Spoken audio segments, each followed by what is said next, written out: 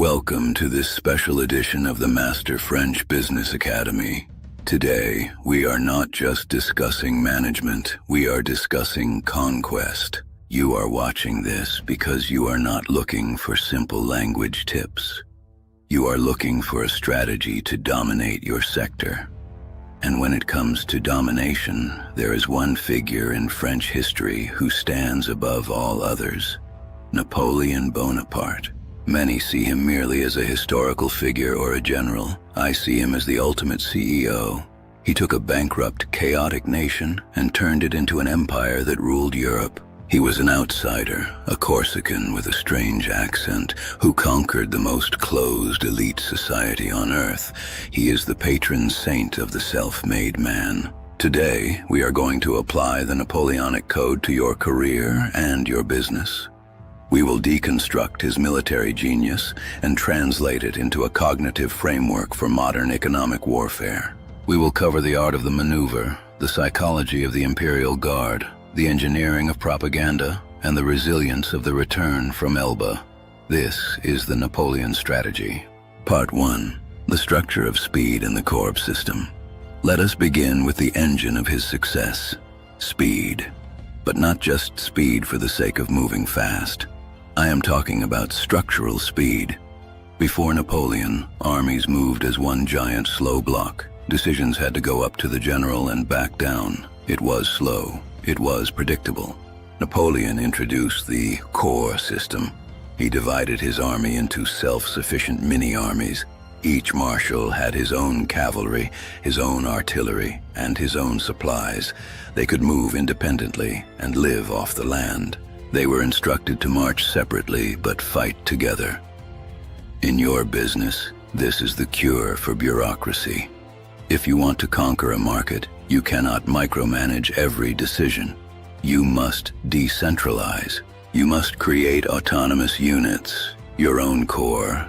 Give your sales team, your marketing team, or your country managers the authority to make decisions on the ground without asking you for permission every hour. Napoleon crushed the Prussians at Jena because the Prussian generals were writing letters asking the king for orders, while Napoleon's marshals were already attacking the flanks. The company that waits for perfect data loses. Strike before you are ready. Part 2. The art of the feint, the Austerlitz Protocol. Now let us look at his masterpiece, the Battle of Austerlitz. This is the ultimate lesson in seductive weakness. Napoleon was outnumbered. Instead of showing his strength, Napoleon did something counterintuitive. He pretended to be terrified. He abandoned the high ground. He sent diplomats to beg for peace. Why?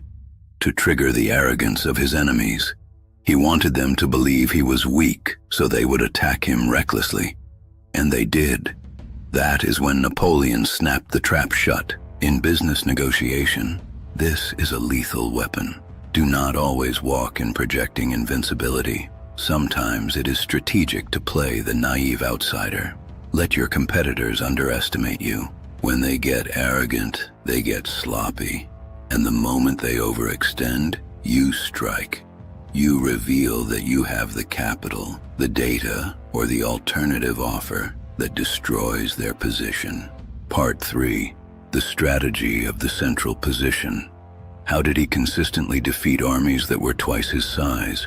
He used the strategy of the central position. When facing two enemy armies, he marched directly into the gap between them.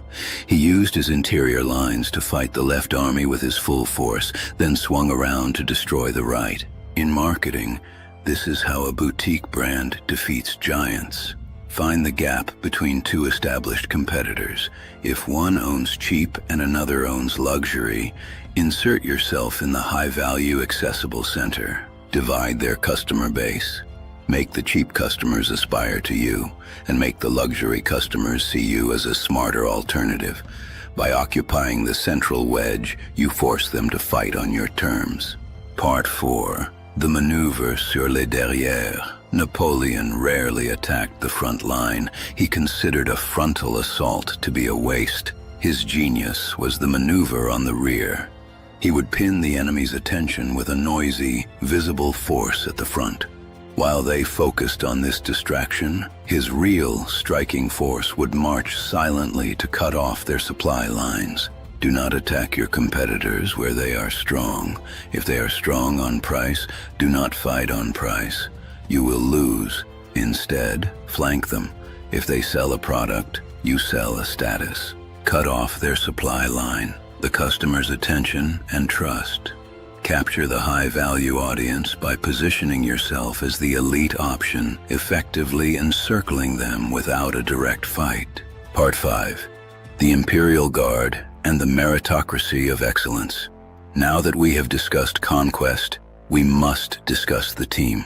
Napoleon created the Imperial Guard, the elite of the elite. To join, you had to be a veteran of multiple campaigns and display exceptional character. He treated them differently. He allowed them to complain because he knew they would die for him. Napoleon introduced meritocracy, la carrière ouverte au talent. Before him, generals were dukes. Under him, generals were winners. Every soldier carries a marshal's baton in his knapsack. In your business, eliminate nepotism. Promote people because they deliver the victoire. This creates a culture of extreme performance that legacy competitors cannot match. Build your own Imperial Guard. Part 6. The Engineering of Propaganda.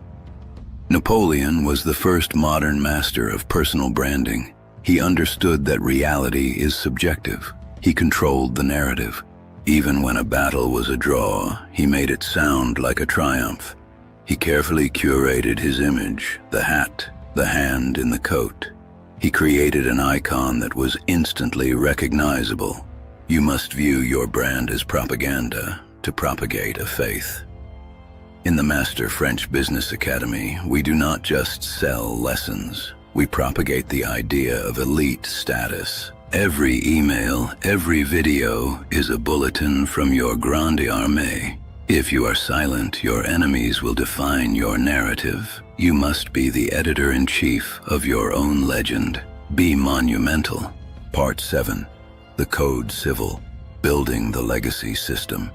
Winning battles is glorious, but governing creates a legacy. Napoleon's greatest victory was not Austerlitz. It was the Code Civil. He realized that military victories are temporary, but laws are eternal. He codified the chaotic laws of France into a single system still used today. He built a structure that could function without him. To scale, you must move from conqueror to lawgiver. Document your processes. Create your own code. Turn your method into a book or a manifesto. When you turn your knowledge into a tangible system, you become immortal. You stop selling your time and start selling your law. Build something that governs the market even when you are sleeping. Part 8. The Return from Elba. Resilience as a strategy. Finally, we must speak of failure. Napoleon lost everything in 1814. He was exiled to Elba. The world thought he was finished, but he did not accept defeat. He waited, he analyzed, and with only a handful of men, he marched on Paris and conquered the country without firing a shot. In your career, you will face your Elba. The average executive accepts exile. The Napoleonic executive treats exile as a planning phase. Resilience is about plotting the return. Conclusion: the Eagle Standards. Napoleon gave his regiments Eagle Standards. He told them, the eagle is your honor. You must never lose it. Your brand must be that eagle. Give your clients and your team something to believe in that is bigger than the product. You are not selling a service. You are selling victory. To find the specific blueprints for this empire building, acquire the full operational manual of the Academy on Amazon. It is your marshal's baton. Subscribe to ensure you do not miss the next briefing. Go forth.